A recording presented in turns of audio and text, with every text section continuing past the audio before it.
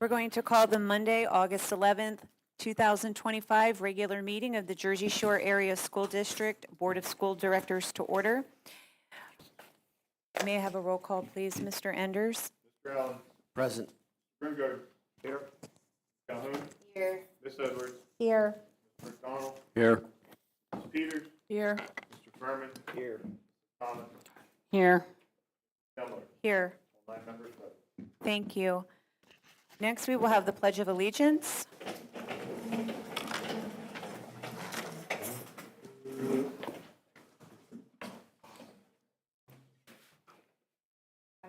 Allegiance to the flag of the United States of America and to the republic for which it stands, one nation, under God, indivisible, with liberty and justice for all.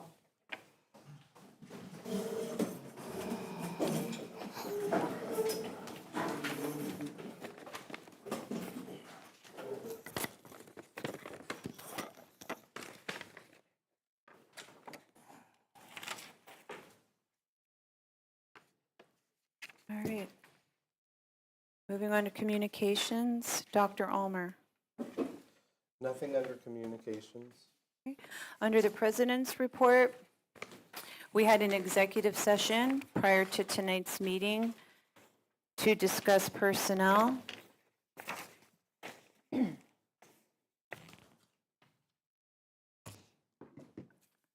Board representative and committee reports. There was no IU 17 meeting last month. Okay. Mrs. Thomas for Policy Committee. We had a policy committee this afternoon and we discussed 3 policies. 235.1, which is surveys, more or less for clarification and to make some adjustments to what we have. Policy 304, employment of the district staff. Again, that was more or less a clarification, definitely a clarification one. 702.1, student staff memorials and honorariums. And Dr. Ulmer is going to put together the suggestions that were made and then that will be presented. All right, thank you, Mrs. Thomas. Mr. Brungard. I have a couple of short ones. I stopped at the middle school today with Mr. Wall in there and looked at the gymnasium, and it's absolutely awesome. I mean, it's unrecognizable from what it was before. They're beginning to take up the plywood and stuff. The curtain had a video of that where the curtain was rolled up and down. It's very, very nice. If you get a chance, stop in and look at it. I guess all the unit ventilators are in. I think they charged them today, and they had a couple minor leaks, which I think were fixed very quickly. Salisbury, I don't know, I think we're having some problems with that. I'd like to maybe, I just talked to Mr. Wall about it, and I think Mr. Hollick, our surveyor, is having some trouble, maybe with the planning commission, maybe sit down with the buildings and ground and yourself and Mr. Wall and see if we want to approach the 4 lots. He suggested maybe going from 4 lots, maybe back to 3 or something like that. That might be the problem with the lots above the school there. So maybe set up a meeting and go from there. Other than that, that's it. Avis finished? Pardon me? Is Avis finished? Davis, yeah, I've reported that the last thing. I think those little things that were not handled out there were completed. And then, you'd probably know, what's in the parking lot there at the middle school?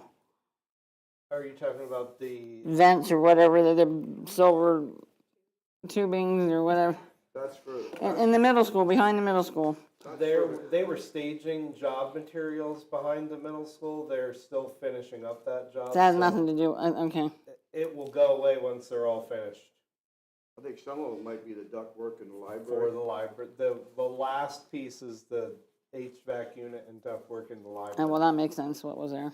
Have to put the ventilator up on the roof there, and the ductwork is going through. It's going to be below the ceiling in the library itself, the tubular type.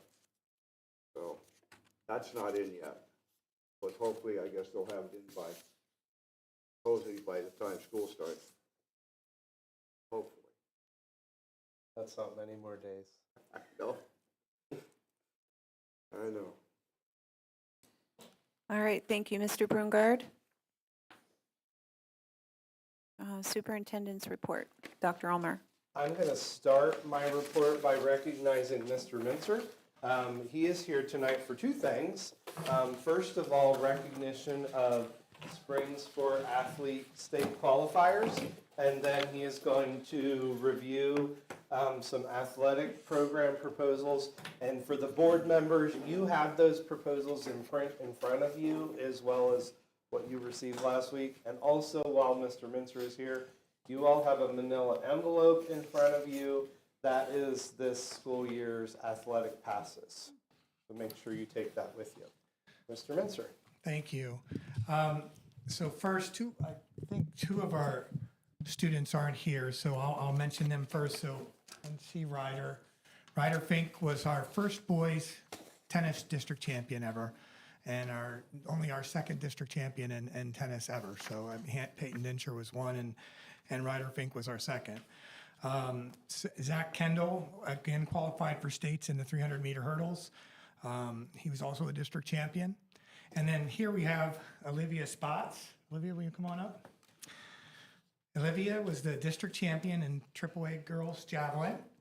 She was also a state qualifier. She placed third in states, and she broke the school record at least twice. Was it 3 times this year? She set it 3 times this year. So Olivia has had quite an accomplishment in the javelin this year. So Olivia Spots, ladies and gentlemen.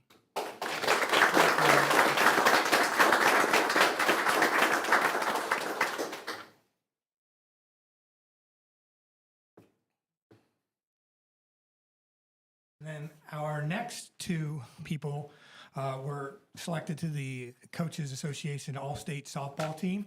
So first we have Danny Miller. Danny Miller was the second team shortstop, All-State Softball. This is the second year in a row. Congratulations, Danny.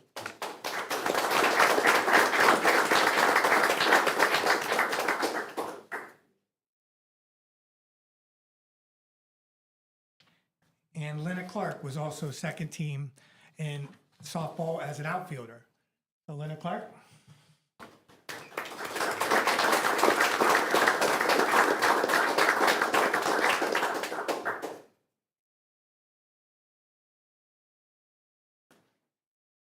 Those were our spring honorees that we were bringing in today.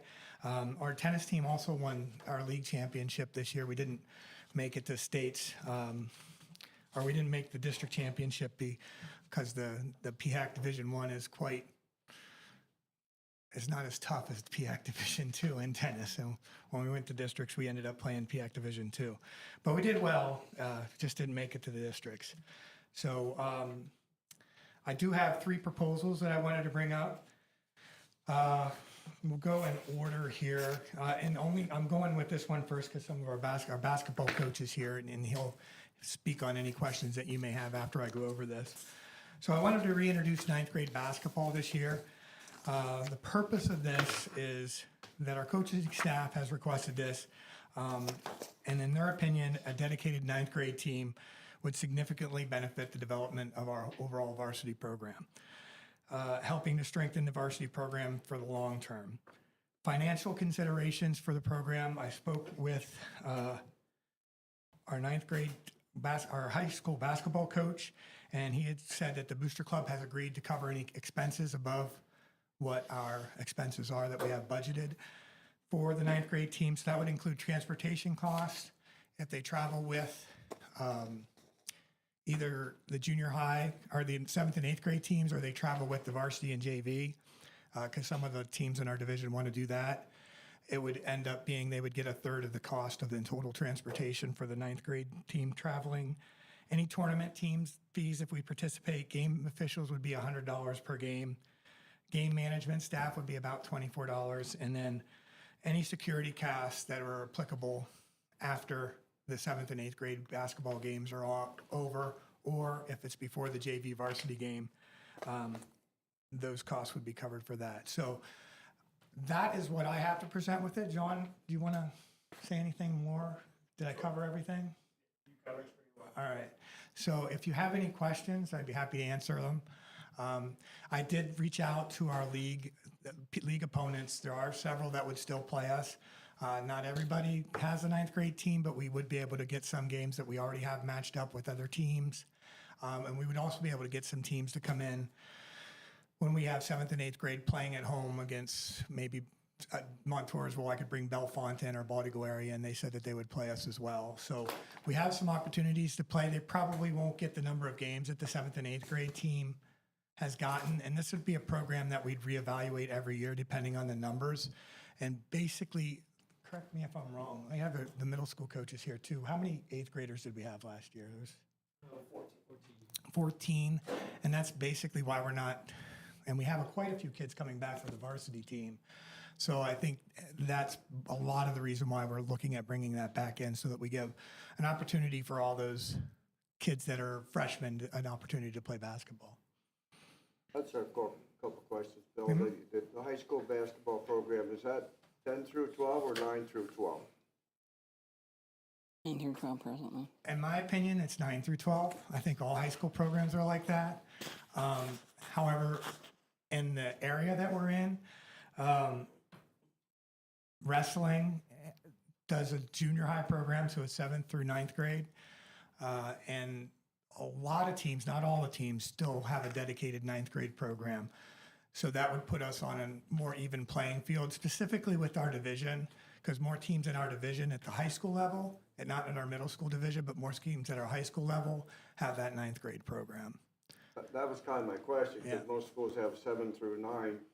And if the boys are really good, they're going to move them up to the varsity to play. Correct. And the nice thing about the way the PHAC does their leagues is that our high school basketball starts in November.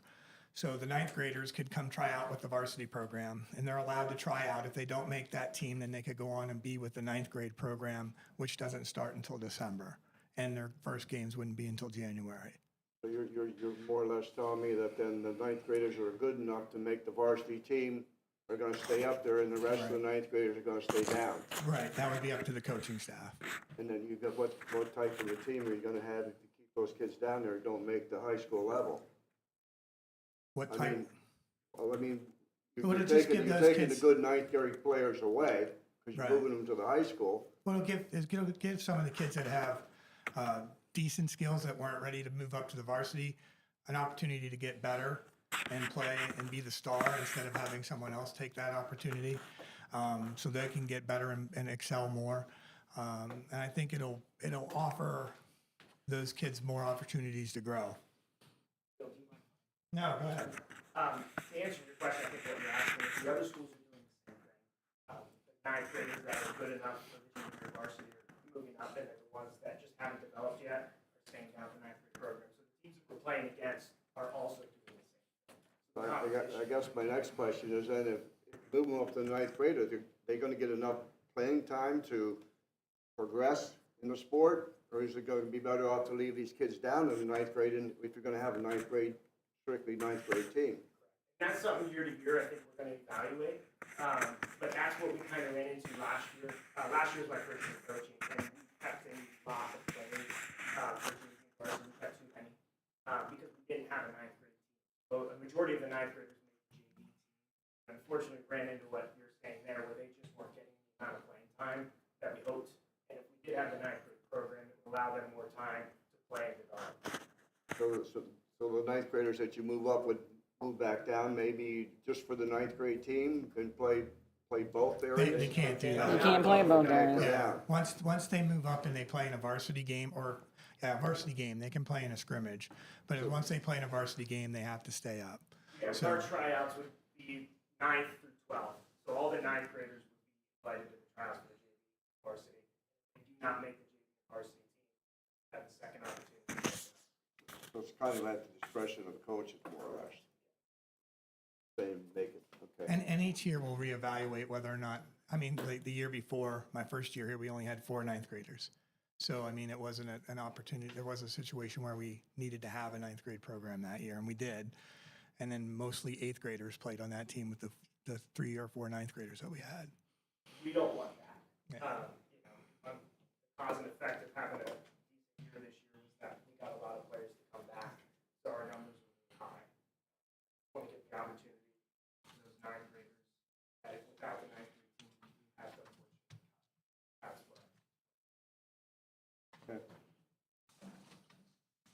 So you feel this is a good balance? I think it can be. I think it can be. I think specifically with more boys being interested in playing basketball, at least recently, than there are girls playing Right. basketball. I think it's a good balance for those kids, gives them more opportunities. Yeah, I think it gives them more I'm all for the kids having more opportunities, and if we can give them more opportunities, that's what we're here for. Might encourage more to even want to Even participate. continue it Yeah. and get better. We had ninth grade for most of the time when I was here before. I did cut it then too. Harry probably remembers, he was on the board back then. And that was for different reasons. But I mean, I think one of the thought processes of bringing it back, at least this year and possibly further, is just to give some of those kids, there's going to be a large varsity team because there are a lot of 10th graders and 11th graders and seniors that are coming back this year. If we brought the 9th graders in too, some of those upperclassmen may not get a chance to develop, and ultimately some of those 9th graders wouldn't get a chance to develop. So I think this gives them an opportunity with the numbers that we have right now for basketball for boys. It gives those more kids an opportunity to develop. Yeah.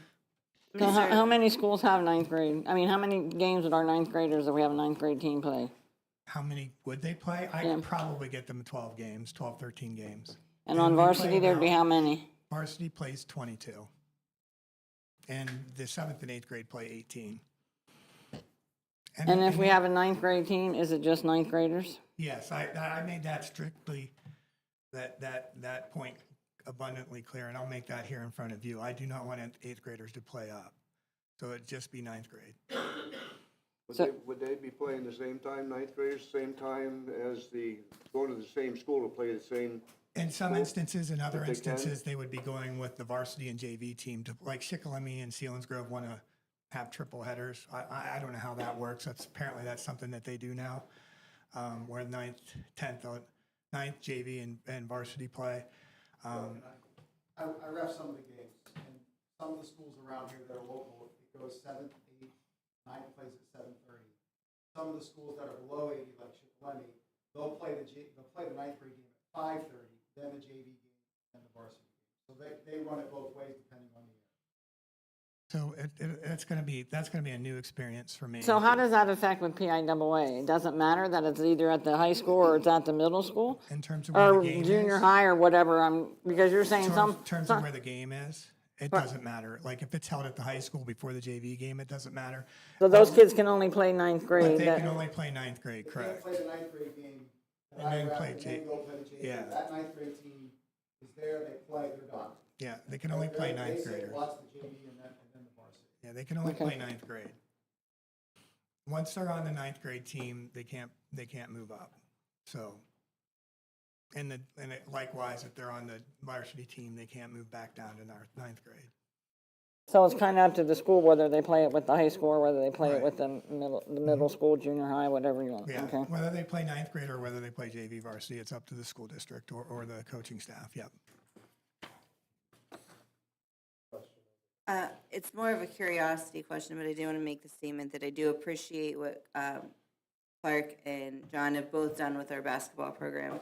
You have supported it very strongly, and I know the issue of going into this year is that we have such a strong presence from the 9th graders. I am just curious as to, and I know you said a year-to-year basis, but with the 7th and 8th graders going into this school year, what is the interest level like? Like, is this going to be a just this season thing, or is it going to be at least a couple years before we have to revisit it? I think one of the things that I would like to do, if the board would indulge me, this is just kind of evaluate it this year, and then maybe as the season starts, make a presentation back to you saying this is what we'd like to do. I mean, this right here, what I presented to you is just, in my opinion, this season. And then, like, I could reevaluate it and have John and the middle school coaches help me reevaluate it and look at talking with the 8th graders. I can't remember, how many 7th graders did we have last? 14. Yeah, we had 17 tryout, we had to cut. Three. Should have the same or more. Okay, so I mean, that may be a situation where I come back to you and say, like, yes, we have that same interest, or I would imagine if there's 14 kids that would be the same thing, so. I have the benefit, I also run the basketball program for Y, so I kind of know the numbers that are coming up. They all seem to be high, comparable, for the boys, the girls are different sometimes, but it's hit or miss. But the boys seem to be, the numbers are pretty high coming through, so my guesstimate is that it's gonna be about the same. Is my hope is, but obviously. Oh, well, nice. Matt Fisher and myself, over the last 3 years, we've actually developed a consistent traveling team for fifth and sixth grade. I might build now from time to time. Because it's also becoming very imperative to varsity level to start bringing those guys in. We've offered that outside of the line as well. And I'll follow up with John where we've had interest, we've had to turn people away. So far it's healthy. Again, thank you both. Just one last thing, so the public knows there's no additional cost. There's with no this. additional cost to the school district. Right. That's what I was gonna, just to make sure. All the proposals that I'm proposing to you tonight, at least at this budget year, will be at no additional cost to the school district. Mr. Minzer, if this goes forward, say we have a good year this year, can you project what it would cost us in the future? I mean, this can't- year, the boosters are gonna help Yeah. out, which is great, but can you give me I can't right now off the top of my head, but I can project that, what it would yeah, cost to you. just so we can, I'd hate to start it this year and then next year you come with this huge number and we have to say no. Yeah. That would be bad too. It wouldn't be that much of a number, a huge number, because it's combined with the 7th and 8th grade program so that we could share costs with what we have. There, like I said, like you're looking at, if you're looking at going to Montoursville and it costs $250 to go there, a third of that cost would essentially be what, because of the bus day, what the 9th grade program would pay. Because the mileage is always the same. We're going to Montoursville. It's Montoursville. It doesn't get any further, but so it wouldn't be that much more. I think the biggest expense probably would be if we considered adding another coach to that position. Another paid coach, that would probably be the biggest expense in terms of that. But that's I can put something together for all of that and present that if I come back to the board in January saying this is something that I'm adding to my budget for the next school year. I can talk to you about that if Dr. Ulmer wants me to do that, and we can go from there. But it wouldn't be a significant, I wouldn't think.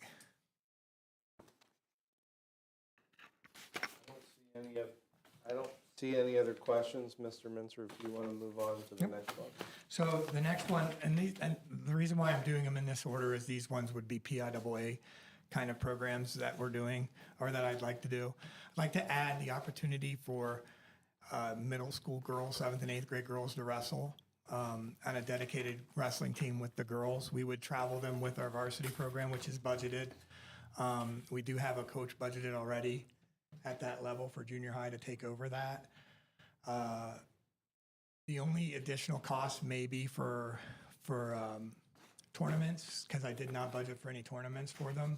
But I spoke with the Booster Club. They said they would be happy to cover those costs, and officials for home matches, which wouldn't be, well, actually, they would be expensive because they don't pay referees the way they used to. So that's a little bit different. So it is a little bit more expensive now than it used to be to pay officials. But again, they're not huge expenses, and we only have a handful of matches. So it would only be, I think there's 4 home matches this year, so it would be 4 different times at most.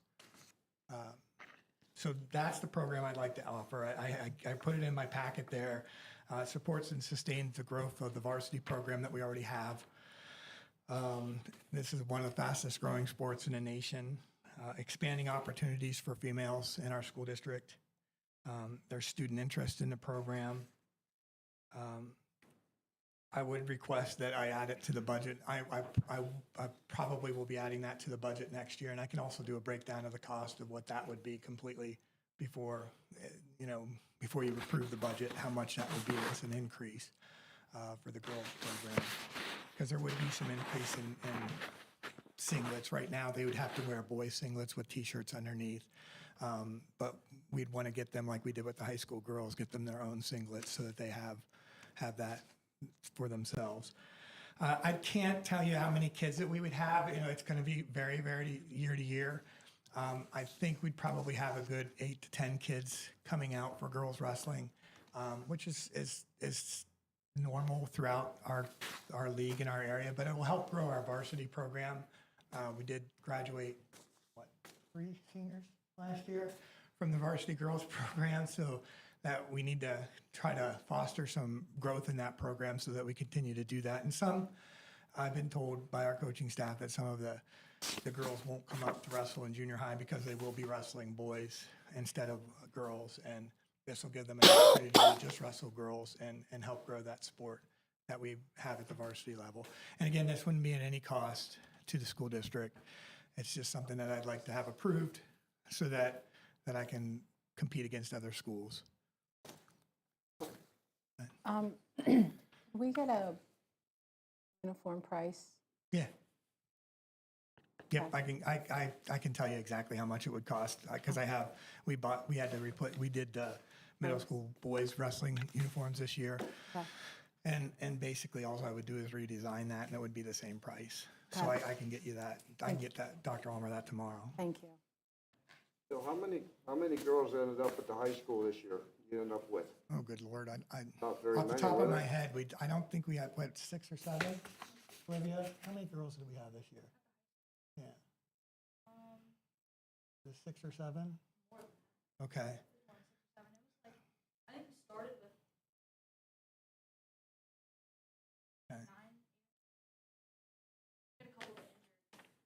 So Did you have any, I'm not gonna say this, any middle school, junior high girls moving up or practicing, working out with the high school girls? No, we didn't. They stayed down with the junior high and practiced. They had their own practice? No, they were on With the the junior junior high high. team. They were on the boys' team. The girls that were wrestled last year for the junior high were on the boys' team because we didn't have a girls' program. Well, how many were on the boys' team then? There was 3, I'm pretty sure. I'm all wrestling 100%, but I'm really having trouble with the girls wrestling at this age. I mean, I worked last year. I worked with 7th and 8th grade girls, and man, that was awesome with those girls. And I mean, you're talking about those girls at the same age there, and I'm having a real problem okaying a program like that. Because somebody can twist my arm. I don't know. I think it's important to give the girls an opportunity, like the boys have, to develop that program. I mean, I get your, I get your. understand what you're doing. I yeah. agree with you. But I get just your have a- qualms of specifically having them wrestle boys. I get that. I understand that. I think that's why having a dedicated girls program is something that is important to foster that development. And then they would only be wrestling girls. And the PIAA rules make it pretty specific. Once they wrestle on a girls' team, I can't cross them over to wrestle on a boys' team. And our school policies say the same. Right. So if we offer a boys' program and it's an equivalent girls' program, the girls and boys can't switch programs. So if we had a girls' team, then the girls couldn't play or couldn't wrestle on the boys' team. As a father of a daughter, I would have the same qualms about my daughter wrestling a boy, at whatever age. But I understand kids have done it, and we've done it ever since I've been here before with the junior high. But I think having that opportunity for the girls to wrestle with dedicated girls program is good, and to help foster the program, and help build the program so that we can be one of those teams that are noted for wrestling, not only in the boys like we were back in the day, but bring the girls program into the future. And go ahead. Do you have a question? Well, one of my questions is, space-wise, is there enough space to do this along with the boys and do? Yeah. I seen in here you had possibly need another mat down the road. Yeah, that as we grow larger, that's definitely, we do not have a lot of space for wrestling. Right now, we don't have a lot of space for wrestling with the teams that we do have. So what we do is we have the boys typically wrestle in the high school outside of the gymnasium in the side gym where they wrestled when I was here before we put the weight room in. and then the girls were wrestling in the smaller wrestling room because there was fewer girls. And that's what we would do. And if I can bring the kids up and have the junior high and high school wrestle together, I can't have them wrestle each other, but I can have them wrestle in the same space. And right now, we don't have a mat at the middle school. We just have the wrestling room. So that's why I put that in there. If I wanted to, what I would like to do potentially in the future is, if we continue this program and it continues to grow, is move the boys back into the middle school, one of the halves of the gym, the way we used to do it, and then have the girls wrestle in the wrestling room, or vice versa, whichever team's larger would wrestle in the larger space, or share the space, go back and forth, do technique in either space. So we have the space to run both programs. I think right now it's just tight because of the number of mats that we have. And I don't know that would necessarily make sense to take, it may make sense to take our more portable mat to the middle school if it's really large. There's a real high demand for it, because we do have a mat that we could transport more easily than the big rubberized mats. But I'm not 100% sure if that would be necessary for the first part of the program. I hope it would be. That'd be awesome. All right, thank you. Yep. Bill, is there just, oh, I'm sorry, go ahead. Well, I have two questions. Michelle, can we offer the public comment to the audience on this matter? At the end. At the end? At the end. Okay, Yep, they'll have an opportunity. okay, thank you. Yep. And then second, how much mat time will the girls get? Like, I guess, how many schools in our area have a girls' junior high program? There's, I had down that there's like 8 schools that have it, that we already are on our wrestling schedule. Okay. And then we'd be able to do tournaments too. So there's some open tournaments and stuff that we can do that are local. Montgomery has them, Bonneville area has them. Central Mountain has a middle school team. Williamsport has a middle school girls team. I think Selinsgrove does as well, and we do a tri-meet with them, Selinsgrove, Williamsport, and us. So we would just send all our girls to that, and then we do the junior high matches, for the middle school girls matches first, and then the high school matches after, just a little round robin thing. Wonderful. And that rotates, so like next year that would be at our school.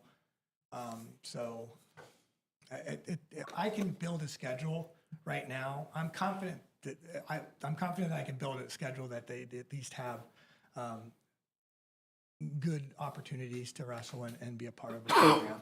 More so than that, they were on the boys team and just getting exhibition matches every once in a while if the other team had a lot of wrestlers. And that's kind of what happens for girls at our junior high level right now. They'll get exhibition time. For the most part, if there's kids at their weight class that are wrestling. Thank you. Yep. I'm trying to keep track.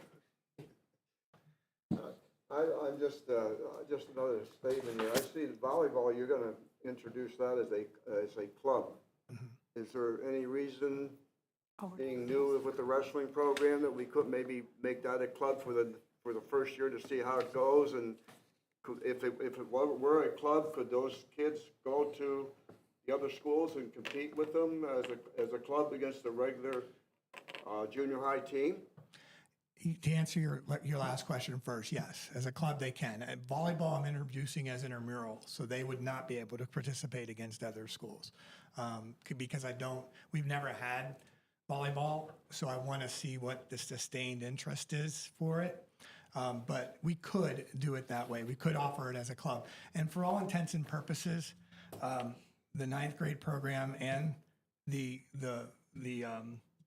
middle school girls wrestling program would be classified as clubs because they're not being funded by the school district. They're being funded by outside sources right now. So my goal would be to ask the school district to fund both of those programs next year. But at this point right now, they would be clubs because we're not putting any money into it. And I do need your approval to have those programs, to have them wrestle against other schools. If you say no, then I can't have I can have the programs as clubs where they could play here at school or intramurals here, play here at school or wrestle here at school, but they wouldn't be able to compete against anybody else. So I have a question for you, Mr. Mincer. So help me to understand with the middle school, with approval to have the girls' wrestling team, there's no mat currently there at the middle school for them to There's a practice? mat room. I was actually going to bring the middle school girls up to the high school to Okay. wrestle with the high school girls. That was my plan for this year. Okay, but in the future, there is a mat currently there to be There utilized? is not. There We'd is have to- not. We'd have to buy a mat or get a mat or use our second Okay. mat that we have at the high school and bring that down to the middle school. When you had said there isn't really, it seems like there's not a lot of space for the entire wrestling program with the amount of students and however that works. If there was a mat at the middle school that you can utilize, would that make That would give things us. a lot easier? Yes, it would make it a lot easier. Then I could keep the middle school program, all the junior high kids down at the junior high. Okay. And to be honest with you, get the boys program out of the wrestling room that they have there, or the girls program, whichever one's bigger. Again, I don't want to keep saying the boys program, but ultimately the boys program is probably going to be bigger at the start than the girls program. So moving them out of the wrestling room and into the gym, like we used to do that in there before. So it works out well. They get more space. They can move around more. So we would have the opportunity. I didn't even talk to the coaches about bringing that other mat down. That's something that we definitely could consider, but and I don't know that they would have that much of an issue with it, but I didn't ask them that question. So Well, I wasn't aware that there wasn't a mat at the middle school. yeah, we when I left, we had way more mats than we do now. I don't know where Okay. they all went, but How much, so- typically, do you have any idea how much a They're wrestling about, mat? it depends on what we get. Now, Okay. we bought the rubberized mat, and if you don't mind, can I, Joe? Sure. What do you? I think the rubberized mats are better, but the foam ones are more cost effective. So, is that a probably? Yeah, they do not last as long, Okay. but Well, you don't practice on yeah. Got it. So Okay. they're the surface of them are very thin, and so that's the only. But if we were doing that's the big thing. We'd need to have at some point. We'd need to have another mat down there, and if we brought the secondary mat that we have at the high school, it probably wouldn't last very long if we just used that for practices. Bill, a clarification. There is a mat at the middle school. There is. It's It's used in for the wrestling boys. room, yeah. It's we don't have a mat for girls to use. Yes, we have the wrestling room. That's what I figured. Yeah, we have the wrestling room at the middle school that If we're gonna boys separate them. You're right. I mean, because my biggest concern at the moment is if you introduce this and offer this to the girls, then we need to provide the equipment and the space for them and the time frame for them to adequately, so it's adequate for them, so that they're able to have a good experience. Because I think that's important, especially for first-time, girls or boys coming out to any sport. If it's not a good experience, they're definitely not returning. No, for sure. Yeah, so I have a question now, actually, if you can hold on to that Yeah. thought to Dr. Ulmer. With the renovation at the middle school, I'm just assuming that it was pre-planned for a mat or several mats to be utilized in there. I don't know that the only thing I would think we would have planned for if we thought about it was a lift like we have in the high school. But I don't believe there's a lift there because we don't use one now for the middle school mats. Yeah, we wrestle all of our matches at the high school. Okay, I do have one scheduled for the middle school this year. But other than that, all of our competitions are at the high school for wrestling. so do you just roll up the mat? Roll it out. Okay, so you roll it up and store it right inside the auditorium, or right inside the gymnasium? What they did in the past was put it in the hallway in the back of the middle school. That's not something we would it do all now. picked apart. Yeah. Okay, So now, with the wrestling room, if we had one, we would take it into that. If we had another mat, we just take it into the wrestling room and put it in there. And at the end of wrestling practice and at the beginning of wrestling practice, they'd bring it out, put it in the gym, and roll it out. okay. And the one thing that does take us back to is, I don't know how long we haven't utilized the gym for wrestling at the middle school, but one thing that at least the last 2 years that I've been back, they haven't. So that does limit the time that basketball, not the time that basketball has in the gym, but the space that basketball has in the gym. Because before they'd have the full court from right after school until 5:30, 6 o'clock, until we had a game or something like that. Actually, they had the full court the whole night. Now they'd only have it after 6. If we utilized but one half of the gym for wrestling, which is what I would plan to do at some point. Thank you. I have a question. This has to do with the mats. So there's a rubber mat and a foam mat. Is that how you describe them? Well, yes. Well, there's a rubber mat, a completely rubberized mat. Right. That's they're 2 inches thick, roughly, and it's completely rubberized mat that you roll up, tape down. And then there's a foam-based mat with a rubberized top on it. Right. It's the one that has the one that, if you've been to a wrestling I match, think that, like, I'm thinking that's It's the probably one like the with the old school bulldog on it. kind. Yeah, the like, one with the bulldog on it is the foam mat with the rubberized top. so is the preferred one the rubber mat? In my opinion, yes, and I think these other folks would say yes. The ones that last longer are usually 3 sections. Yeah. Okay, There are 3 sections. The one that we have that we wrestle our dual meets on are a lot smaller, there are a lot more sections, and they're easier to handle, they're lighter, but they cannot practice on them. That's why we just use it for our matches. okay. So, because they won't hold up to the abuse every day. So that's my question is, what is the preferred mat? We'd probably get another rubberized The mat. rubberized mat. Well, the other thing too is right now we don't have, when we hold a tournament, and we're trying to get some more tournaments back to the school like that we used to hold. And we have to borrow mats because we only have 2. We had the one that we bought my first year here, and then the one that they had prior, the 5-section rubber foam mat with a rubber top. So we have to borrow a mat from the elementary program or National Guard or somebody to do that. Also, it helps us with hosting districts. We have to do the same thing if we ever get to host districts again. So we have to borrow mats because you need to have at least 3 mats to do Okay. that. And we only have, for our athletic department, we only have 2. 2 that we can move around. So the other thing I wrote down that we will need is, I know we recently bought a new one, so we'll have a pretty good idea, is a mat price. Got it.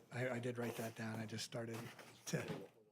What mat price for the mat? What about the wheels to roll around on, the cart?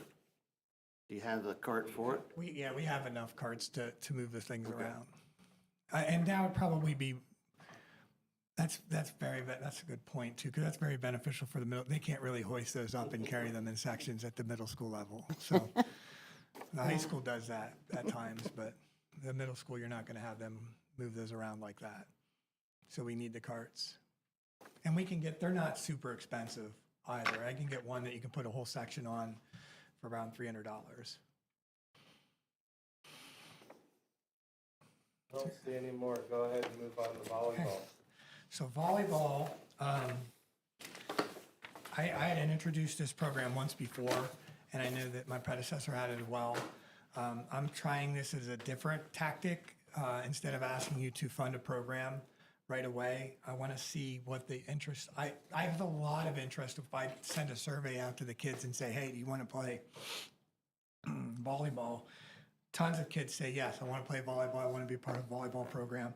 I want to do that. But I'm not 100% confident if I rolled out a volleyball team in the fall that I'd get enough kids to participate in that volleyball team, plus sustain a soccer team, plus sustain a cross-country team, plus sustain a tennis team.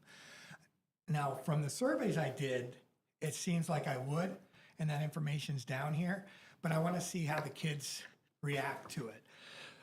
So I talked to some people that are already approved coaches in our district or approved employees in our district that would help manage an intramural program. We wouldn't start until 6 o'clock in the evening. I'd wait until school started. We'd start at 6 o'clock so that the kids could participate in any fall sport that they're in if they wanted to try volleyball as well. Have them do an attendance every night and keep track of the kids. And then after the end of the season, at some point after the season, I'll do a report to the board and Dr. Almer saying, this is how many kids that we had. My hope is that we have 25 kids, the same 25 kids come every time. Sometimes more, maybe sometimes less, but consistently, if we have 40 practices, that 25 kids come, the same 25 kids come to each practice. That to me is a good indication that the program, especially if they're 11th, 10th, and 9th graders, that program would be sustainable. Excuse me, I got a tickle on my throat. So that's my thought process with this. There wouldn't be any cost to the school district. What I'm asking the school board to do is to allow me to use the school's equipment in the gymnasium for this program. That's my goal here now, letting you know that I will be seeing, based on how this goes, my first step would be bringing that up as a club the following year, so we're self-sustained the first year. And then potentially, if the program continues to grow or continues to do well, bringing that on into the athletic budget. So it wouldn't be until maybe 2 or 3 years down the road before we did that. But one of the things that I wanted to do is start this now so that we get an idea of how many kids are really interested in volleyball, really willing to put the time in and commit to it. And also, too, I'm going to see what this will help me see, too, is because it is a fall sport, how many kids are from the soccer team, how many kids are from the tennis team, how many kids are from the cross-country team, to see, and how many cheerleaders there are, stuff like that, to see how many kids we may potentially lose in those other sports. If it isn't a lot, and if it's something that'll help give our female students more opportunities, I'm all for it. I just want to see how this program would run. Everybody in our league has volleyball except for us. Everybody in the PHAC has, well, I'm telling a story there. Not everybody in the PHAC has volleyball. There's a couple of schools that don't. Everybody in Lycoming County does have volleyball, though, except for us. So all of our surrounding school districts, including Central Mountain, Wellsboro, Williamsport, Montoursville, Loyalsock, South Williamsport, Muncie, Montgomery, they all have volleyball. So I think that's one of the reasons also that I'd like to do something. There is a conference now in our league with volleyball. It is like I said, it's a fall sport. It's a facility that we don't typically use in the fall, aside from rainy days, stuff like that, and outside programs, or not outside programs, but out of season gymnasium requests. It is also a potential source of funding, so we could charge admissions to go to those matches. And I think it'd be a positive opportunity for the females in our district. And the girls want it. If you look at I've done a couple surveys. This is the second one I did. The one I did last year, 8th through 11th grade, 297 girls were surveyed, 142 responded. 70% of those respondents expressed interest in volleyball. And then 82% of those said that they didn't play another sport in the fall. So those numbers indicate that, to me, that there's a potential to help fill a void for some of those girls that they don't have an outlet in the fall. Question? Go ahead. So if this takes off and you have an actual team, then what's it look like scheduling matches and all of that on top of everything else that would be going on, like in that winter sport season? It's a fall sport. Or fall, I'm sorry. Yeah, I don't have any qualms of doing a schedule for that, specifically because we're in a league, and we'd have 10 or so games from our conference for that. And then ultimately, too, with Baldigo area, Wellsboro, some of the teams that are not Central Mountains in our league, so Baldigo area, Bellefonte State College, those teams that are in our area relatively close, that would probably chomp at the bit to play us at the beginning of a program. So I think I don't think scheduling would be an issue. I don't think scheduling the gym would be an issue in terms of usage.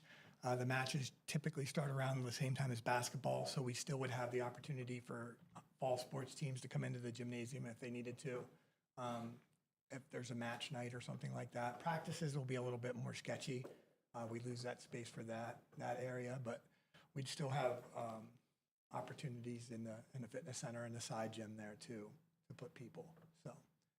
All right, so this was proposed a while back too, and would there have to be any renovations done to the gym in order to do this? So before, there was some stuff that was brought up that we'd have to do to the gym, like on the floor and all of that to put the posts in and so forth. I measured it out with a former PIAA official. I could put a volleyball net in our existing post holes that we have. It wouldn't be optimal.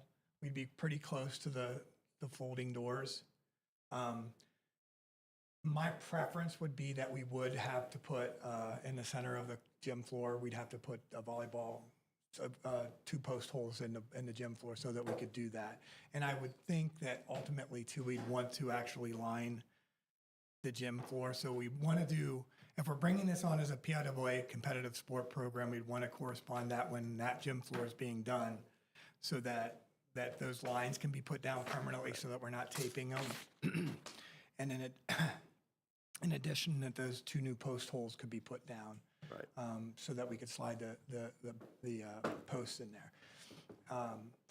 Right now, for this program, the side gym is perfect for that. We could put them in the side gym. There's already a court laid out there. There's post holes that are there, so they could use that space there as a practice facility. Good. Thanks. For an intramural program. We couldn't do competition there because it's really, really close to the bleachers there, but Any other questions for Mr. Mincer? I just have, are there qualified coaches available for this sport around the area? yes. There is? There is. There's qualified coaches. I know that one person that was the coach at South Williamsport would be interested in coaching for us if we had a program. My brother-in-law is the Central Mountain head coach. I don't know, maybe I could talk him into coming down here. They won districts last year. I don't know that he would, but because his kids are playing up there. But there are qualified coaches. To be honest with you, Harry, to know exactly how many, I don't know that total like that. Because to your point, it's very hard to get people to apply to be coaches, and that is definitely a concern. At having a coach, if we're looking forward to making this a PIAA program, having somebody that's dedicated to that program, that is a concern because I'm still looking for coaches now for this season. So not this season, but this year. Any additional, go ahead. I just have one question. Since you're looking at these for clubs, does that mean that you are looking for, does a teacher have to? No, They don't have we to, can you run can it do a with our club adjusted with it. coaching staff. And Okay. we Right. haven't hired another coach at the middle school wrestling program that's budgeted for the last 2 years. I would hire another coach at the middle school program for wrestling to cover that. And right now we have enough staff at the middle school for 9th grade basketball to accommodate that program for this year Okay. Good. with volunteers and our paid staff. That's all I know. Thank you, Mr. Mincer. I will get I wrote some notes on things board wanted information about from Mr. Mincer. I will get that to you by the end of the week. And the only other thing on my report is there are a number of job descriptions attached for presentation. You can tell I've been working with Bill. These are on for presentation. We are almost at the end of our job description journey. There are a few more that need to be put in front of you, but they're all done. So those will be on for approval at a future meeting. If you see anything on those that you question, please let me know. Otherwise, we'll put them on for approval at a future meeting. Yes. I have one question. When will these be up for a vote? Probably at the next meeting. At the next meeting? Unless I have a bunch of changes that I have to make. Not the job descriptions. Oh, clubs. the athletic Sorry. proposals Yeah. at the next meeting. At the next meeting, okay. Yep. All right, that's my report. Thank you. You're welcome. Thank you, Dr. Almer, and thank you, Mr. Mincer, for the athletic entrances.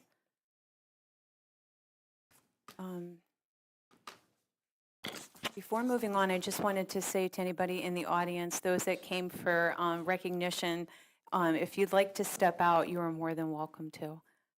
You're not required to stay for the whole meeting. I should have probably announced that. I apologize to you. Thank you. You're welcome. Thank you for coming and congratulations.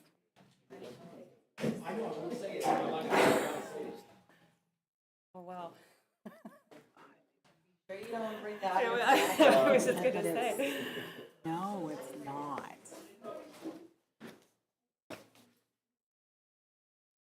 I thought the one guy wanted to say something. Next, we will move on to courtesy of the floor. I did not have anybody sign up for this evening. So we will move on to unfinished business with a discussion on student assignments. I will turn this over to Dr. Almer. So you have two documents in front of you. I gave you a copy of Board Policy 206, assignment within the district. I also gave you a copy of the operational guidelines that the board approved in April of 2023. And just to give some background on how we got to this point, these guidelines came about when students were moved after the vote in April of 2023. This was the guidelines of how those students were identified. And then we did reassign kids that summer for fall of 2023. We did that, and if you read through that, you'll see the intent was to continue doing that each year as students came into kindergarten. So this did occur in summer of 2024. It occurred again in summer of 2025. For information, if we had not done that, we would have had approximately 20 to 21 students at Jersey Shore Elementary in kindergarten, and the class size at Avis would have been 14. So the students were moved all three of those years to try and start kindergarten classes at pretty much at the same size. One of the things that I want the board to know is that these guidelines were written, and I think it says in here somewhere, to try and make it least disruptive. So we were trying to make sure that students that were the closest got moved. Last year, for example, I think we moved 4 or 5 from what would have been Avis attendance area in the past into Jersey Shore Elementary, because Avis had more than 40 students signed up for kindergarten, and we didn't want to have kindergarten classes of 23 and 24. The board at the time approved these guidelines. I've had questions about, well, can we stop doing this? One of the things that Mr. Hartley and I talked about today is, since these are board approved, if we want to change them or we want to stop them, the board would have to revoke them or approve some sort of different approach. I'm not opposed to that, but I think the board needs to know that, how we got here and why these are in place. Questions about any of that process or history before we talk about where we're going forward?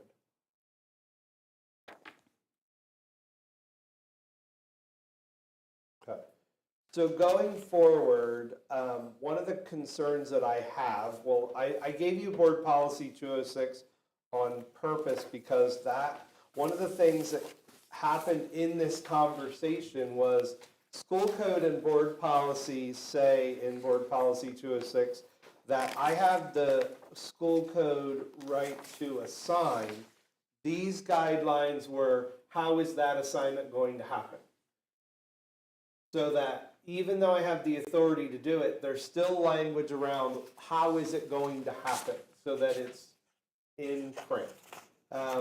So one of the things I want to make sure that we understand going forward is, regardless of what happens in the future, I want to make sure the board understands I have the authority. I just want to make sure I'm doing it in a way that everybody's comfortable with.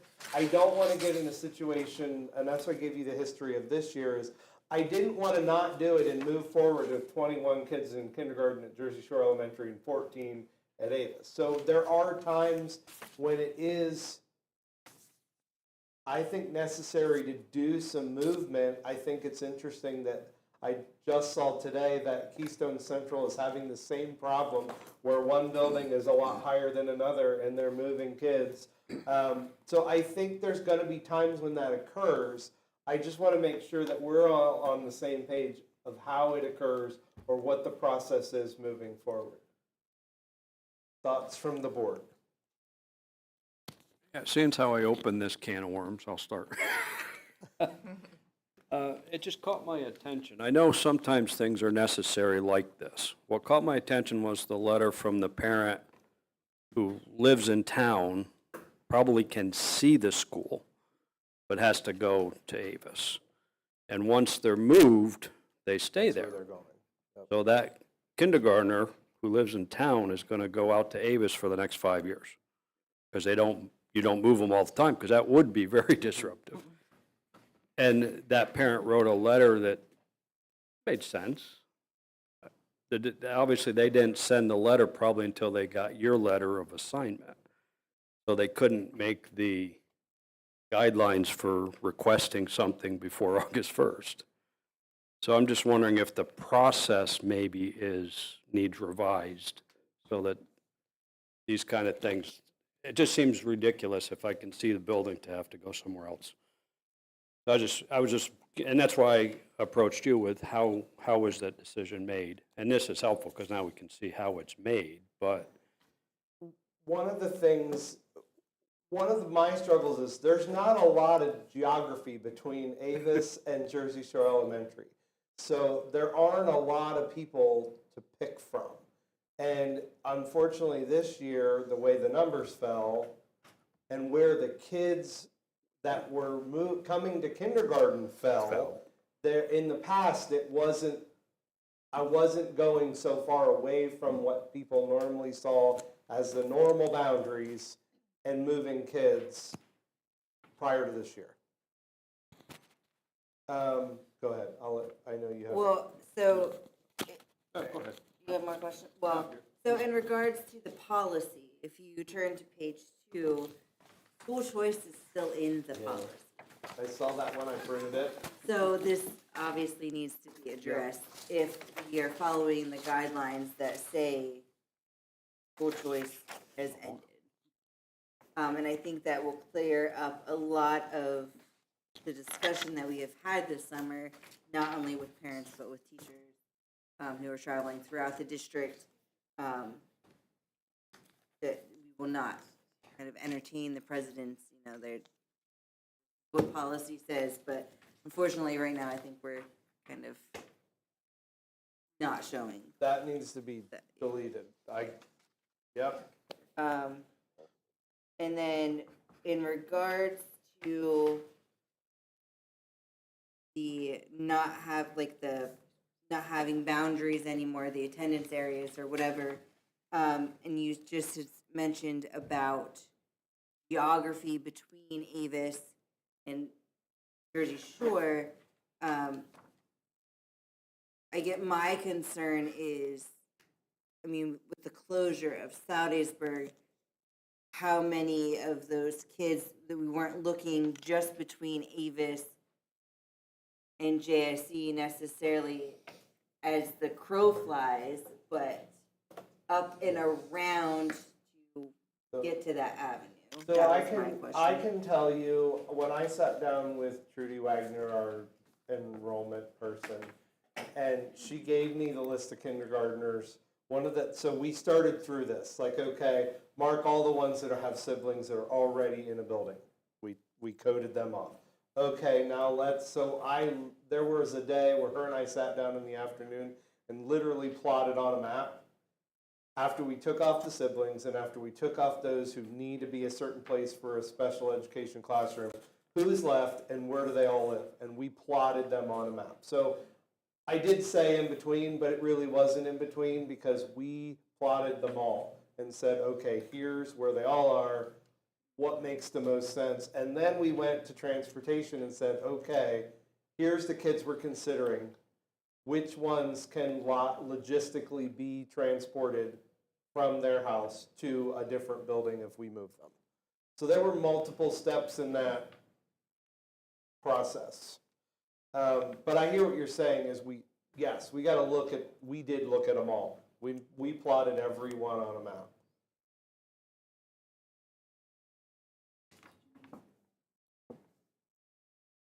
Oh, and one of the things, thank you for reminding me, Mrs. Stemler had asked me, you know, one of the things that I didn't see it, but somebody saw it, and I want to say, if we said, we're not doing this, we're going to let them all where they were, they would have fit at Jersey Shore Elementary. My decision was not doing that to make sure we weren't running 2 classes of 14 at Avis Elementary. Why would I put 21, 22 at Jersey Shore Elementary when I've got room for them at Avis? Not that I don't have room at Jersey Shore Elementary, but why have them that uneven? I have a couple of statements Go here. ahead. When we did this, that was always the intention for the balancing of the 3 schools. Now we're down to 2 schools, and we never took this out of here. How are parents informed of this? So Is it part of the kindergarten thing? Because when we first did it, we knew the first year it was going to be all grade levels, and after that, we said after this it'll happen at kindergarten. So are they informed with their kindergarten material about this? We did not have it printed in the book, but it is now. Okay, because that's one of the things that I think would solve a lot of problems. And the second thing is, when you look at the bottom here, it said parents will be permitted to volunteer to move. I think that should be brought up at the kindergarten registration too, because they may say, if you have to move me, go ahead and move me, and you'll know that ahead of time. Just logistics for a little more transparency because if you don't have any kids in school yet, you're not even going to pay attention to this until they get here, and then you tell them that they're moving, and that's no fault of theirs. Well, and we already added the piece about upfront knowing, hey, I'm signing up, but know when you're signing up, there could be an assignment letter coming. I also talked to Trudy last week about, I would like to add a piece about, one of the suggestions I got from a parent is we asked them in that registration paperwork if they got to choose what would their choice be, so I don't have to ask them I don't have to go back and ask them to volunteer. If I know there are people that would volunteer up front, then I know that information. That's kind of what I was from the go, saying here. and I think that would be helpful, knowing that there would be volunteers, not necessarily volunteers, but I have their preference going in. I think that's.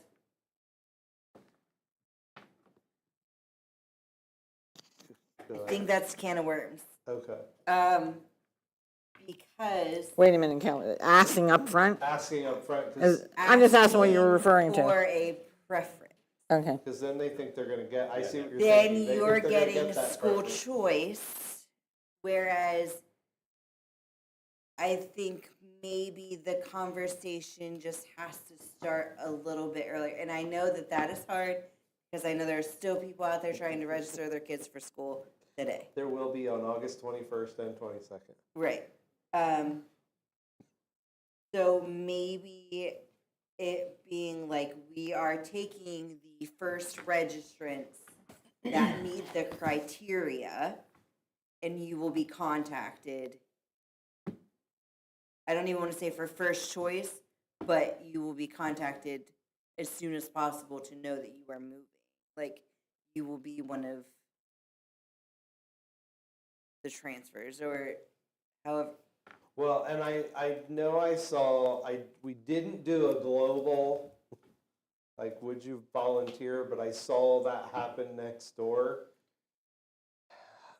We can try that next year if I have to move kids. See, I don't have a lot of time to give them that, but we could try that. Like, Do I have any volunteers? When we initially rolled this out, we had said, and I'll use arbitrary dates, we had announced on July 15th, I need 6 fourth graders, 3 third graders. 2 Right, second that graders, first year. 3 first graders, so I don't want to say it worked well, because it just doesn't work well. You just way to rip the Band-Aid off. So you could do something similar to that, because at the point in time, you know how many students. Well, the big thing was that he said he put it in the booklet now, that potential's there, so its parents aren't blindsided when it necessarily happens. Yeah, even if it's a week ahead, like, here's the situation we have. I don't have a problem taking volunteers, but again, that might even not be honored. I mean, I might ask for volunteers and I might get someone and we can't logistically get them from their house to the other, depending on which way it goes. So I see your point, like, it might not even work even if they want it to work. Right.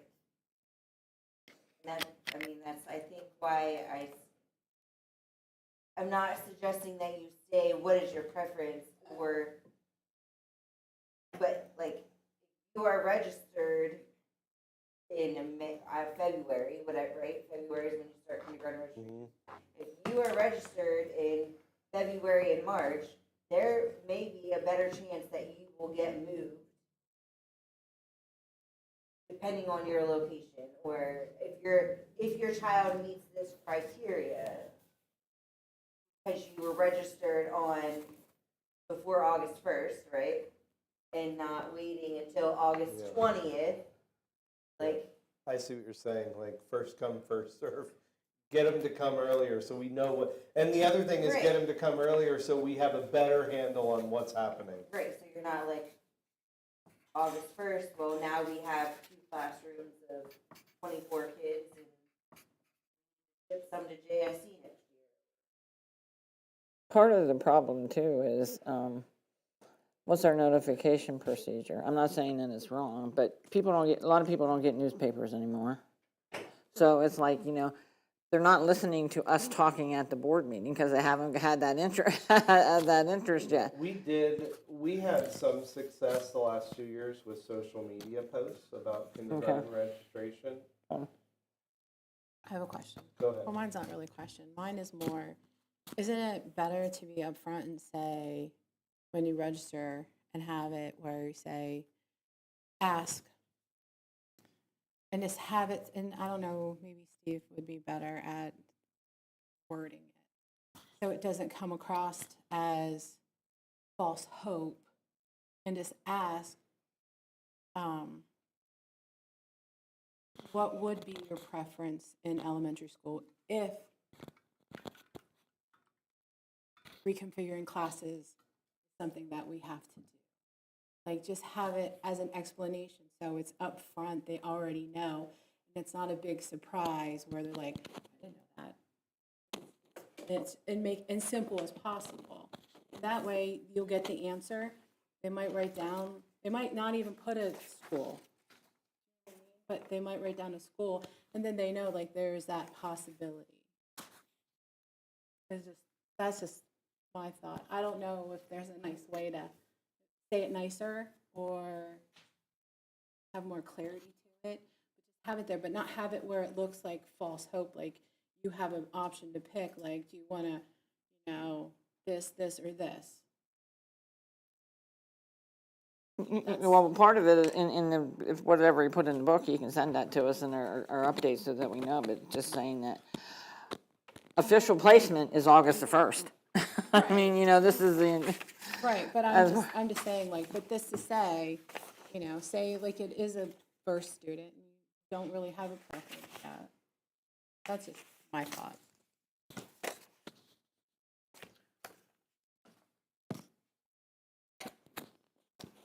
I just wondered, is there a magic number that we would just leave it the way it is? Like, let's say there was 18 and 18 at Jersey Shore, and there was 14 and 14 in Avis? Is there a magic number, or do we always want to be shifting them even if there's a difference of like 8 kids? Almost like I'm trying to think of the word, like. Your magic number's What's kind of the- like your what's limit. A threshold's a good word, like, Yeah. is there a difference number that we say, if it's within this number, let it alone? Yeah, that's what I'm saying. Some Like, do we range. always have to Yeah. go through this just because they're not even? Yeah, there's gotta be what's the accounting word for that? Well, it's not- Yeah, like and that's a good point, is I was thinking when you started talking, like, what's the number that triggers us to do that, but maybe it's the number Like a that we're spillover. okay with the variance. Yeah, Like, as long as it's within, from Avis to JSC, it's within Well, and- like 3 or 4. And really, right now, you're just talking kindergarten, and there is Right. some variance there because of the closing of the school, but when you look over the next year or two, it pretty well evens right out. Like, is the board comfortable with saying, like, if the average across the two is within like 3 or 4 kids, we let it alone? Well, what made you decide that you were moving kids? Because it was, Unbalanced. so it would have been 7 kids different from one building to the other, 7 or 8, depending on which room In you were each in. class? So No, it we're would've talking about been- the kindergarten. It would have been 7 or 8 kids more in every kindergarten class at JSC than the average class the average class at JSC would have been 7 or 8 more kids than what would have been at Avis. So that would have had them at what, 2021? 21, 22 versus 14. And isn't our prior maximum at kindergarten like 20? Isn't that where we have it? Yeah, So I so, was I trying mean, to get us equal and under that 20 number.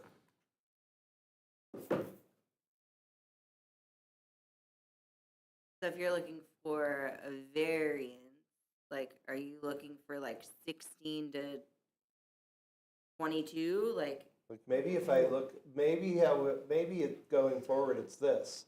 Look at the AR, which was 20, and say, we'll try to get us under the AR.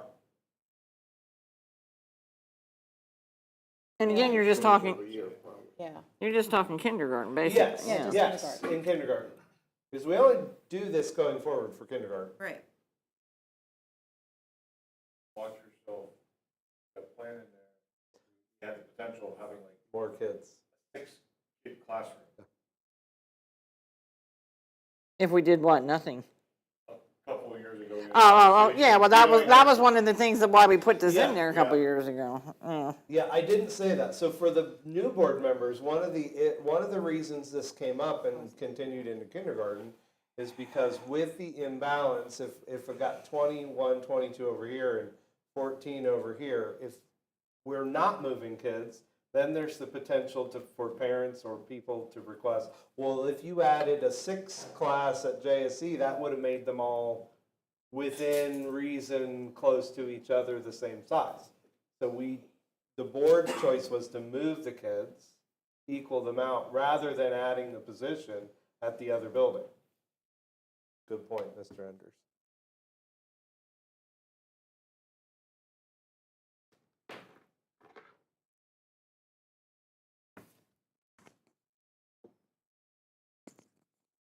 I think as long as the parents understand what could happen, it'll be better.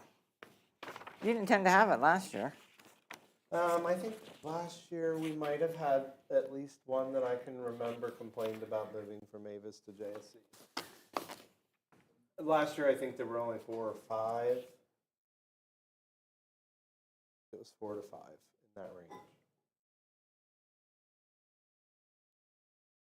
So I heard 2 things. I already added the statement about assignment will come. I am comfortable adding a step in that if we need to do this, I asked for volunteers, but it's gonna have to be like a short, can ask for volunteers. Do you want me to rework this and put language in about the AR size and a variance? I don't think you need to, because the AR can be, but you can, if you're gonna rework it, what you're doing, you might as well take Salzburg out of it. I can, I mean, you have a couple places where Yeah, you we address have it Aldi's in birth. there a couple places. So I do think it needs to be updated. You need to have the freedom to do it or not do it, based on what you feel is best for the district, and not be brought into a legalistic, regimented, if you don't need to move kids, then don't. You know what I mean? And if you do, you do. You know what's best. Well, I have to agree with Sherry. I'm under the impression you move students strictly based upon the policy, because they really weren't. Yeah, I understand there are 6 or 7 students difference, but you didn't have an astronomical sized classroom of 26 students in kindergarten. So I I'm would hope just not. assuming, and what I want to know here tonight is, did you move the students strictly because it's noted in policy that you would do class size balancing? Or did you move them for a different reason, in essence? Because you wanted it to be more fair? Because I'm kind of confused, to be honest with you. Like, I've heard what the board has said, but you're only complicating the guidelines. From what I've gathered here this evening, in my opinion, I thought that the whole purpose here was to make this much more streamlined. And I mean, I know that Mr. McDonald had mentioned about, Making it, well, school choice right now isn't even a choice for parents. That's very clear according to the guidelines. So as a board, do we want to bring that back? Or do we want that to remain, there is no school choice? I really believe that's what this all comes down to. These student numbers are still within regulations. They're not astronomical sizes, and in my mind, until you're hitting 23, 24, there's some threshold number where then you probably do really need to move a few students. But we wanted to eliminate in the past, Mr. Enders was right, we wanted to eliminate having to bring in a teacher. There was no need to bring in a teacher when you could have moved students. It's only going to be very costly to us. But in this instance, I don't even really see a need to even move any of the students, in all reality, in my mind. I don't. I don't really think that 7 students in one building compared to like 7 more students in one kindergarten class makes a huge disruption or a huge unfairness or a huge disadvantage or whatever word you want to use. I mean, that's just how I see it. But these guidelines, I don't want to muddy them up. It needs to be very streamlined and very clear. I don't think we're muddying them up. I think the only thing basically that we ask for is that it be presented with the material that kindergarten parents get so that they know it exists. And that hasn't happened this year, but he's added it to the book for next year. Yeah, but what I'm saying is, school choice is no longer an option, but now we're giving it back to them? Is that what this board wants Where are you to giving them do? school choice? The choice is being made by us, not by the You're giving them parents. school choice, though, in case there's a move. That's what I'm hearing. In case Dr. so Almer she's moves saying, them. if I added in asking for volunteers, then we would be back to school choice. Well, in essence, I mean, I just think think we're it just asking- needs I to don't be have a very problem clear. removing that, but I mean, That's an interpretation. I think, like I said, if we worded it correctly, it would be more of, who is more willing to move their student if necessary to balance classes. It's not pick your teacher or pick your school. I'm saying that to balance the classrooms, but if you think if it's okay for someone to teach 21 kids or 14 kids and get the same pay, I don't think that's fair. If it's something that we can balance out and then everybody has even numbers, because what I heard this year, the biggest complaint was class size for teachers to in a classroom. Like, I think I heard that more than anything. And, 21 was, I think, the limit that they were pushing for the most. So it's not over what the request is, and I don't think we should I don't think, like, they're not, if they don't have siblings in the classroom, and if they, like, and it's not, how, like, they're kids close to the, like, in between the two schools, correct? It's not like they're all gonna end up together anyway in the middle school, so I don't see it as a choice. Parents, I think if you ask the parents if they had a choice, they're gonna say, no, this wasn't a choice. All we were saying was, maybe when they sign up for next year for kindergarten, who is willing to not care which class, which school they're going to be in? Who's willing to say that's not important? That, I'm not thinking that we're seeing it as like a choice to like Jersey Shore or Avis. It's just more of, it might make it more convenient, like, okay, they fall in this category of the X amount of students that we might have to move. Like, if it was closer, like, I think 21 and 14 students is, I think that, is that kind of like a big gap between classrooms? Or no, would you say? Mary, I'm asking Well, when you're you. talking about kindergarten, I'd say yes, not necessarily other classes. Okay. You know, not So all necessarily I'm when you saying, get if into it was fourth and like fifth grade. 18 or 21, if it was, one was 18 and one was 21, I would be like, okay, why would you balance? Like, that's, That's Right. kind of what I was saying about Yes. the variance. like, that I wouldn't see. And I think by putting a variance in, we don't have to, you can make that decision. I would prefer to have you make those decisions. But if it's something like this would be like the beginning. Like, what if it was like 24 students and 7 in Avis? Do you know what I mean? What if it was even a smaller number? So I don't think putting a number on it, I think you would, because like you would have to be the one that would have to do those configuring and that moving and that kind of stuff. If nobody here wants to put on, you know, the question, like when you sign your child up for kindergarten, hey, we're just asking, what school would you rather go to? Because we can't promise a classroom of your choice as an explanation. Like I said before, it's not, what did I say? It's not not a guarantee that this is what it's not a request form. It's more of a, you know, make it easier for Dr. Omer to decide this will be an easy transition versus, you know, not having an idea of what, like going in blindly. But if you don't want the question, don't put the question. Just let them know straight out, like, due to numbers in the classroom, and if they're oversized, that there's a chance that your child may be moved to a different location. So that language already exists. And I guess here's my next question. And I gave you the history, these were board approved. So one of the conversations that Mr. Hartley and I had was, if we change these, that would require board approval. Is the board willing to, I'm trying to read the room. We have to change policy 206 anyway. If we revoke these operational guidelines, I could put them in the AR to policy 206 that you have copies of the AR. You have access to all of the ARs. You can see them at any time. I can make changes myself to the AR without having to come back and say, oh, this didn't work. Mr. Enders is shaking his head at me.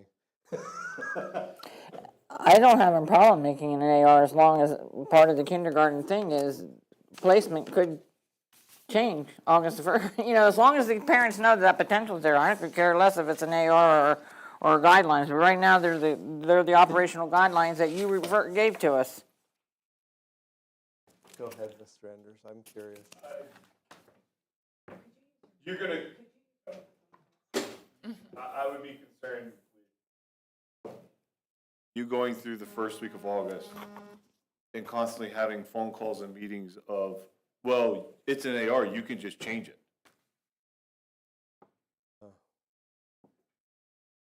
Well, that's kind of, those discussions are kind of already there, but that's. Well, but the difference now is he can't just change it. Right. That's why I was. So bring I that don't up to the think that's policy committee and let us discuss it a little further. And, you know, you rewrite what you have from here, and probably we won't need to do anything from there. And maybe it's changed some of, like, maybe I hear what you're saying, is I can come up with wording that can be in the adjusted policy.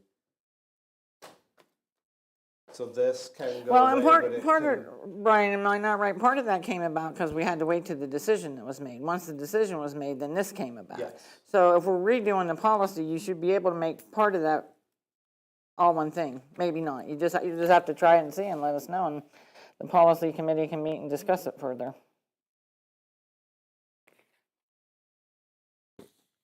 Dr. Homer, can we backtrack? Can you answer Mrs. Stemler's question? What would you do if you didn't have this? Would you have moved kids? Yes. Yes. Because of the difference in the number. Okay, you're a superintendent, right? I hope so. That's your job? I think I am.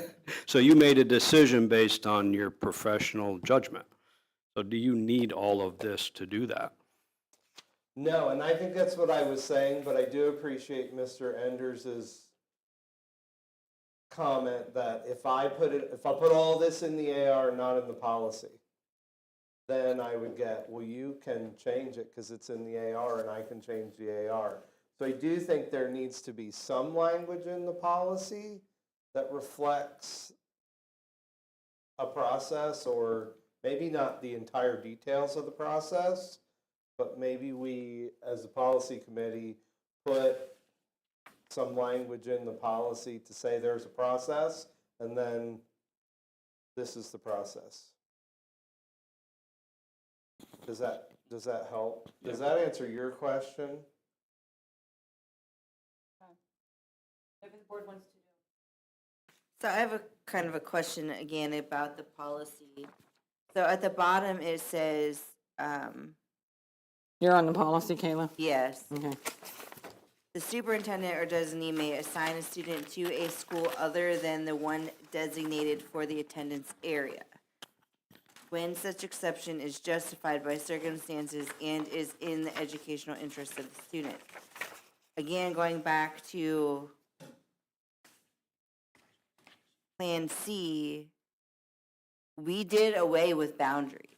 We did away, so I would just make it very clear, not only could your child be moved, but they can, then there's no, this group of people goes to JSE, this group of people goes to Avis. Like, I would maybe eliminate that designated area, attendance area, from the policy as well.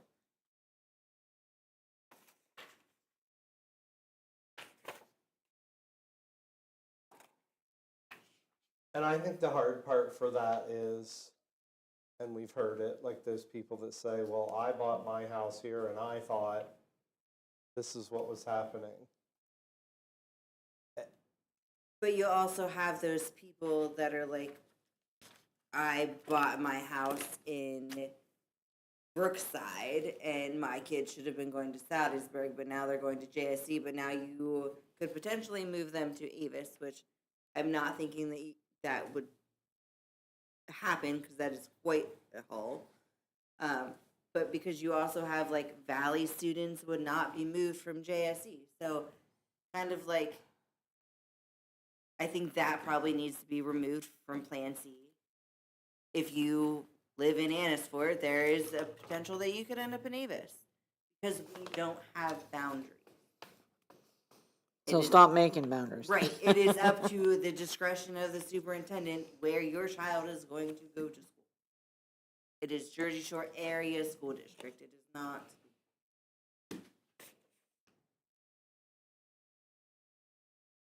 It eventually becomes a non-issue. But I don't know how eventually that'll be. I don't know. I hope you're right. I don't know if it will eventually become a non-issue. I mean, that's the ultimate goal. At least I thought it was. I think, no, there isn't anything else in my mind that we have to do with the policy committee, so I will start with something and then we can pull the policy committee together. And, well, and put those other things together too, and we can discuss the whole thing. I think we're all in agreement though, but to strike school choice and compare after that's just strike, right? Yeah. Uh, All right. Thank you all. I appreciate the conversation.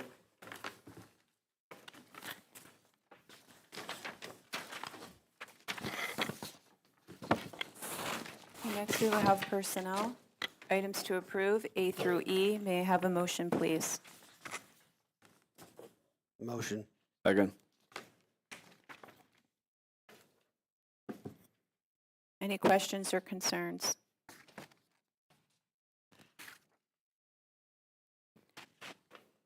Hearing none, all those in favor say aye. Aye. All those opposed? Motion passes.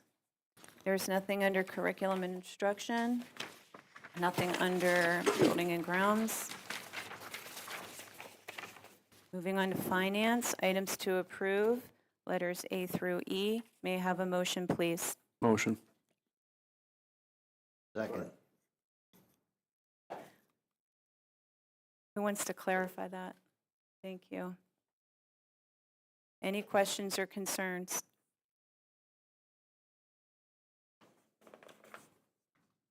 Hearing none, all those in favor say aye. Aye. Opposed? Motion passes. Under miscellaneous, items to approve, A through E. May I have a motion, please? Motion. Second.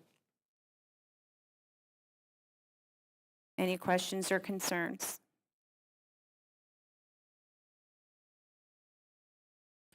Hearing none, all those in favor say aye. Aye. All those opposed? Motion passes. Next, we will have courtesy of the floor.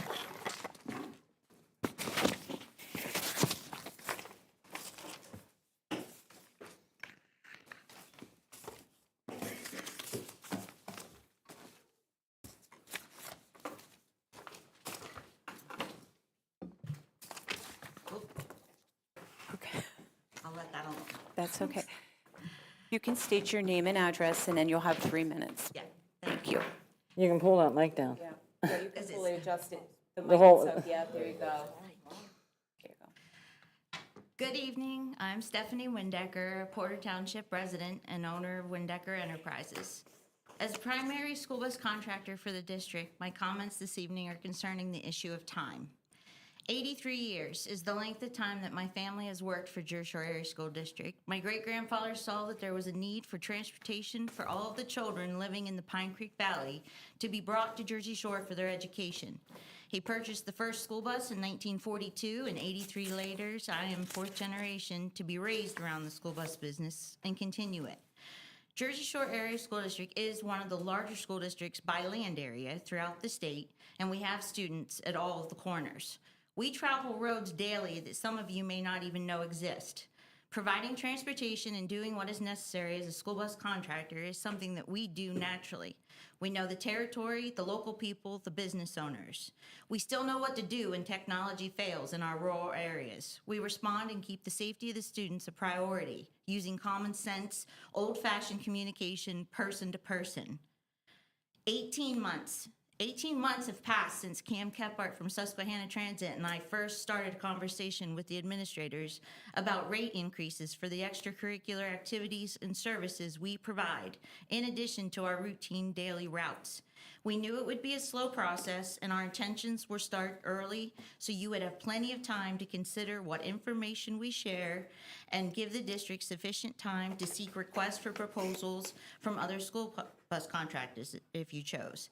Instead of moving forward in a timely fashion, we received little feedback. We were told that conversations were held in executive committee and that you, the school board, quote, aren't warm to our ideas right now. Then we started corresponding with you, the board, directly in February of this year, and I have continued to do so every month since. We have provided so much information for you to discuss and make informed decisions. After your last board meeting, Dr. Ulmer did email me to say that my concerns were mentioned to you in executive session again, and that he would be in touch soon. There has been no communication since. both Dr. Ulmer and Dr. Ossenbach have expressed to both school bus contractors that we need to communicate directly with them Can and we not stop directly. the time for a minute? Is this appropriate? Right, that's what we were discussing. I'm just There's checking. some conversations that might be appropriate and part of the negotiation having. I understand that, but I'm not trying to discuss any of the negotiations or the certain variables of it. But is it all right for me to proceed, or? 27 seconds. Okay, sorry. Well, I'd like my time back, though, if I could. Right, the time paused. After, a few years ago, some of you sitting here on this board spoke with me about our business doing the transportation manager, and you asked me then why I hadn't come to the board sooner. And you told me not to let that lack of communication happen in the future. That's why I'm here. I mean, honestly, I can't believe it's got to this point where I have to attend a board meeting and use public comment just to speak with you. If you would take the time and have conversation with us, I feel like you'd completely understand what our ask is and why we are. And I have one more comment to you, and that was, you know, I'm not here to make a complaint about the administrators. Transportation is just one part of this district, but it is time for the parts and pieces that make this entire district be heard, be respected, and be compensated fairly. And that's what we're asking for, is that conversation. Thank you. Thank you, Mrs. Windecker.